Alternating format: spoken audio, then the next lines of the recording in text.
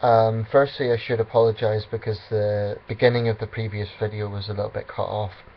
If you were confused by that, it was actually a response to a guy called Bruce English. He was making a video about whether or not boxing should be banned. In his view, it should. So I was just responding to that. So I left off basically in the last video, this is part 2, talking about some of the health problems with boxing, most notably and I guess the most sinister thing is brain damage, although there are other areas. But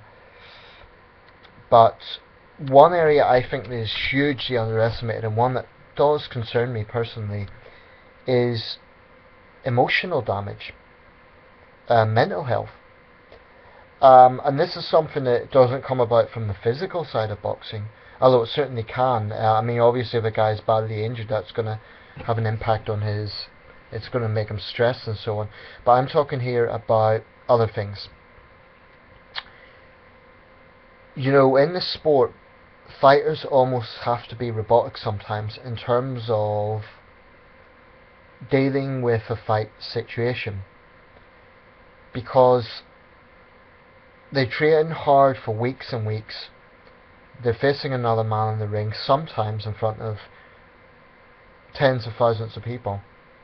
But whether it be a town hall with a few hundred people, or the MGM Grand with 30,000, whatever it is, there's always a psychological side there, I think. There's the obvious thing, which is fear.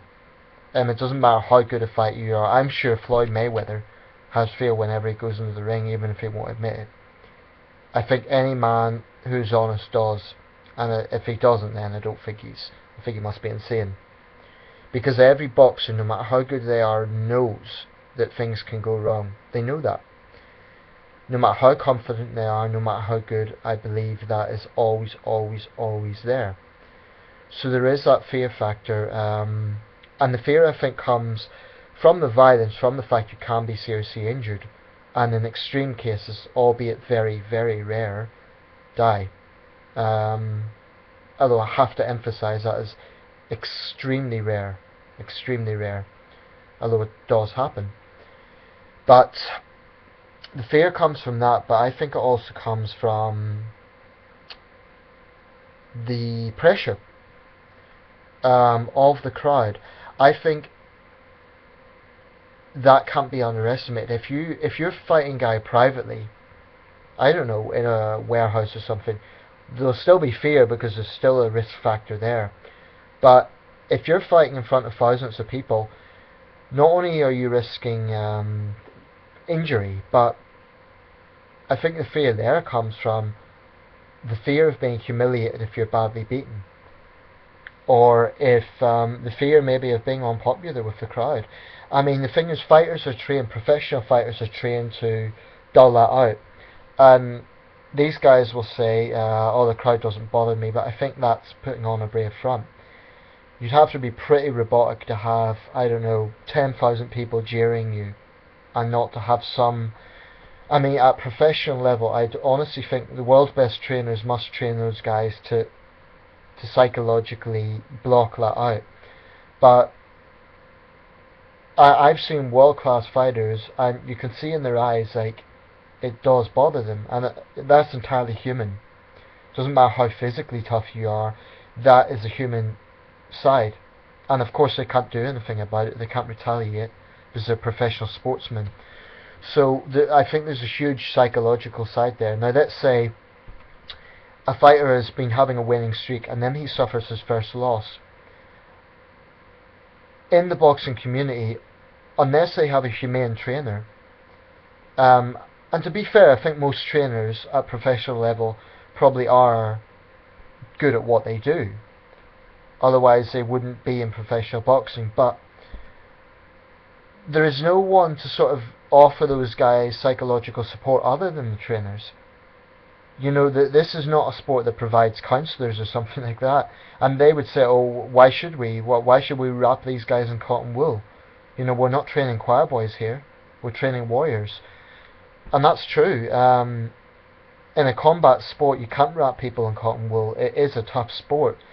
I'd almost compare it to politics. Like, politicians they need very, very tough skin because they're criticised all the time.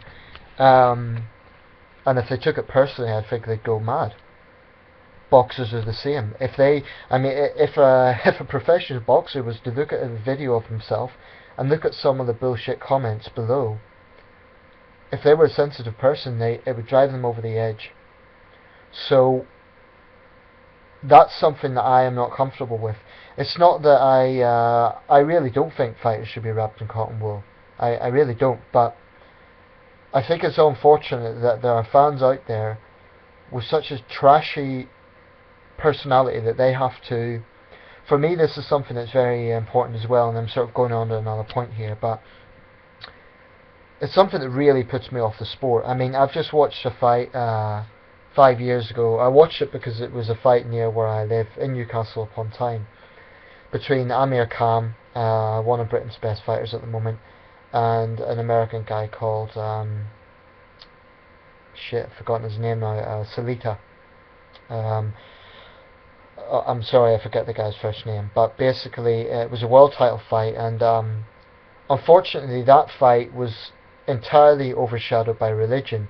Khan's a Muslim, Salita is a Jew, so unfortunately that got overshadowed by that. And I've seen fights as well where race comes into it. Again, that's just sad. I mean, I cannot see that happening in the same way in, say, for example, I don't know, a tennis match. I can't see it being the same level of division and disrespect among fans. And it's something that's always made me very uncomfortable, and speaking plainly, has really pissed me off at times when fans cannot show basic respect to a fighter. Now, like any competition, you know, you're going to support one fighter over another. That's normal, and I have no problem with fans being enthusiastic for their man, but it does make me very uncomfortable when I see, for example, fans jeering another fighter's national anthem. And I've seen extreme cases, you know, where fans have pelted a fighter with coins, with beer bottles. This sort of stuff makes me sick. Now, I don't want to exaggerate. This does not happen in every fight. Most fights, yeah, there'll be a rowdy crowd, but for the most part, it's not out of control.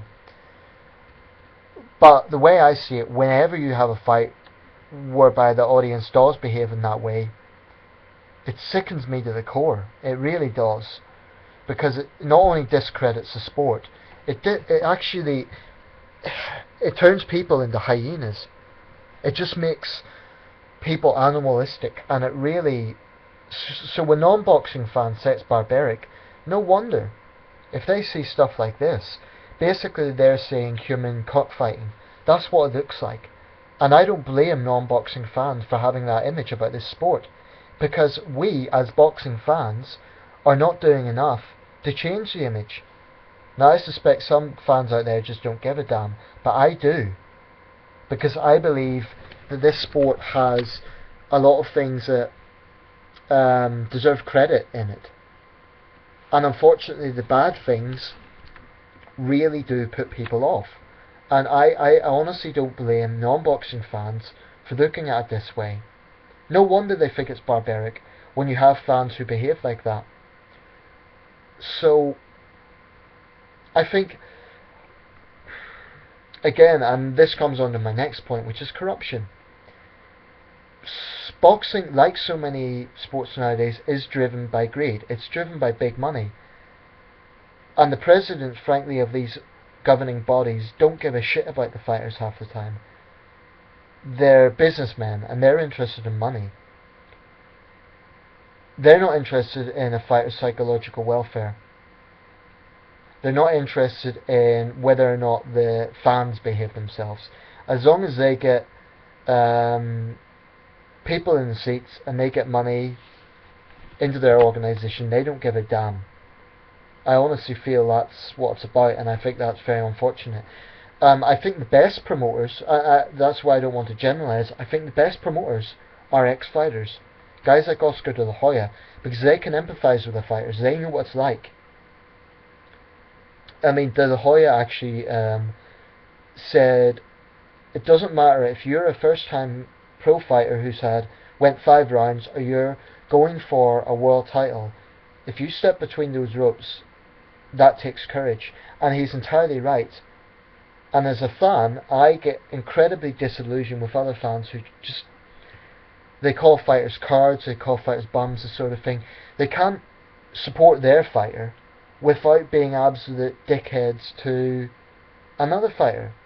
And it just bothers me because, I mean, to be, honestly, some boxers are not much better. They're very disrespectful as well, and they also discredit the sport. But I just think that if you follow the sport, if you're a fan, if you follow it as much as I do, you'll see why, for guys like me, it is a real conflict. It's a love-hate situation. If you hate boxing, I respect that, but please understand there is two sides of this, because guys would not do this if there was not an appeal, if there was not some rectifying thing to justify it. And there is. And the only way you can really understand that is if you're a boxing fan. It's the only way. Or if you're a boxer. The reality is, like so many things, boxing does present an illusion. No doubt, a lot of young men get into the sport, they see world-class fighters, and there is that celebrity aspect there, which you mentioned, and I think that's very valid. There's that celebrity aspect. I mean, let's face it, what is that lifestyle? It's big money, it's fast cars, it's beautiful women, sexy ladies. We shouldn't underestimate this pull factor for young men who are driven by testosterone, driven by adrenaline. And it's wrong to assume all these guys are idiots. You get young men who are university educated get into this sport. So, there is that motivation factor, because they see that is what being a world champion is like. That's the lifestyle. Of course, the best boxers, in my opinion, are those who also carry themselves well, are good sportsmen, etc.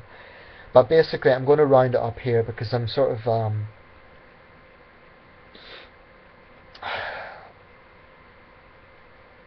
it may be that a few years down the line, I'm a boxer myself, I might well hate it, in which case I'll quit.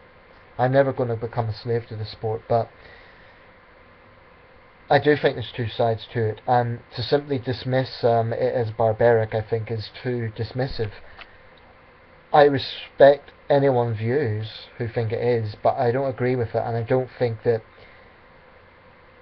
I think you have to be a fan or a boxer to understand the appeal of this sport. In my opinion, I'll try and put it this way, I cannot think of any other sport, maybe other martial arts, but any other sport really that matches the sheer human emotion as boxing. To me, team sports is not the same thing. I appreciate there's emotion involved in that as well, but to me it's not the same. There's something about boxing that is particularly... It's almost like the savage side to it is almost where the appeal lies, because it is raw humanity. It's almost like we're going back to our origins as cavemen. That maybe sounds like a very strange thing to say, but in that ring, in that square circle, it's you facing another man. And it's the ultimate test of manhood. This is not an attack on anyone who doesn't do boxing, so please don't read it that way. But in my opinion, I just can't see, other than war, other than soldiers, I can't see anything that really matches that. In terms of sheer courage, in terms of sheer... And for me that is incredibly compelling.